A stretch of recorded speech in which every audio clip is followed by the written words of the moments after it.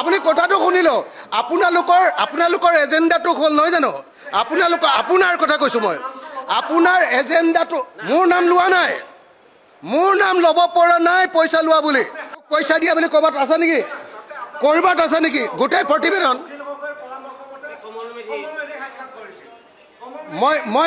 মই হেবিলাক ক'বলৈ নাযাওঁ এতিয়া বেলেগ পাৰ্টিলৈ গুচি গ'ল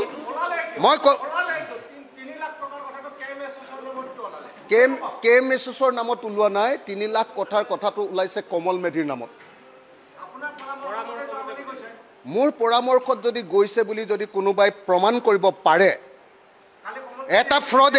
ফ্ৰডে আপোনালোকে নাজানে এই যিটো ফ্ৰডে কোৱা কথাটোক লৈ আপোনালোকে ডাঙৰ নিউজ বনাইছে আপুনি মোৰ নাম অখিল গগৈ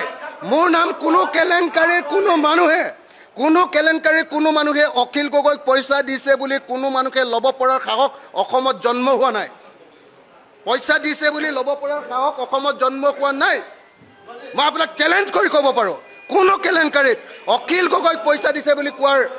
কোনো মানুহ জন্ম হোৱা নাই বুলি মই চ্যালেঞ্জ কৰি ক'ব পাৰো আপোনালোকে সৰু কথাবিলাকক ডাঙৰ কৰি আছে গৌৰৱ গগৈক ডাঙৰ কৰি দিছে কমল মেধিক ডাঙৰ কৰি দিছে দুলাল বৰাক ডাঙৰ কৰি দিছে এই গোটেইকেইটা লগালে 6 লাখ টকা মান 7 লাখ টকা মান হ'ব এপিএসসি কেলেংকাৰীটো কেইবা হাজাৰ কোটি টকাৰ কেলেংকাৰীয়ে নহয় ই এটা অসম ধ্বংস কৰা ডাঙৰ অভিযান আছিল প্ৰথম কথা যে এপিএসসি কেলেংকাৰীটো অসমৰ ইতিহাসত নোহোৱা নোপোজা ধৰণৰ এটা ভয়ংকৰ কেলেংকাৰী সেই কথাটো আমি সকলোৱে বুজি উঠিব লাগিব এটো মানে বেলেগ সৰু সুৰা কেলেংকাৰীৰ নিচিনা নহয় এটোৱে মানে গোটেই সিস্টেমটোক ভাঙি চিঙি শেষ কৰি পেলাইছিল মানে এপিএসসি কেলেংকাৰীটো কৰিবৰ কাৰণে আচৰিত ধৰণে মানে এপিএসসিৰ নিচিনা য'ত মানে অসমৰ আটাইতকৈ গুৰুত্বপূৰ্ণ পদবীবিলাকত চাকৰি দিবৰ কাৰণে হোৱা পৰীক্ষা সেই পৰীক্ষাটোত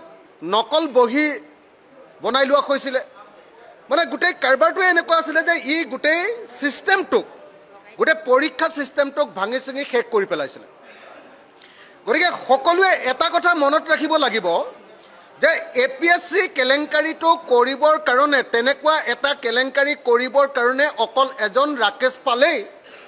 বা অকল আয়োগখনৰ জৰিয়তে কেতিয়াও সম্ভৱপৰ নহয় যদিহে তাত গভৰ্ণমেণ্ট জড়িত নাথাকে